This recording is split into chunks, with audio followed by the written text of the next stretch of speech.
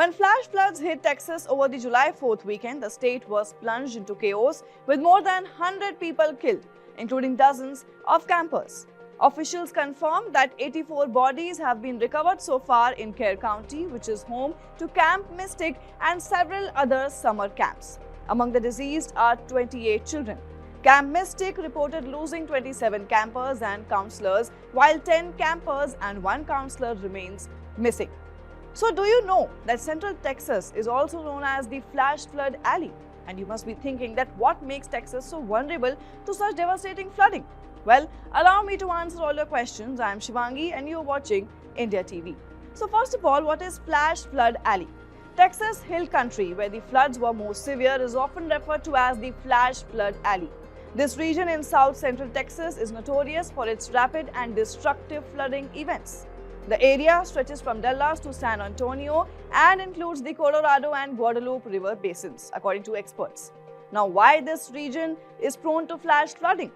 So, several natural factors make Flash Flood Alley highly susceptible to rapid floods. First of all is topography and river basins. The region is home to steep hills and rugged terrain which funnel rainfall quickly into rivers and creeks. Then there is moist air and weather patterns. The region receives an endless supply of moist air from the Gulf of Mexico. This air, combined with moisture from the Pacific Ocean and cooler air from the north, creates suitable conditions for heavy rainfall. Then there is shallow and clay-rich soils. The soil in this area is mostly shallow and clay-rich, which does not absorb water well. When intense rainfall occurs, the water runs off quickly, contributing to flash flooding. The Guadalupe River Basin is also one of the most dangerous flood zones in the country.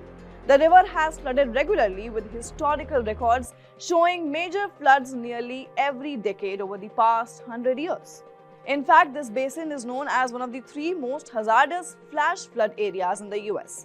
In the 1987 flood, slow-moving thunderstorms dumped between 5 to 10 inches of rain in the upper Guadalupe River Basin, causing the river to surge violently downstream.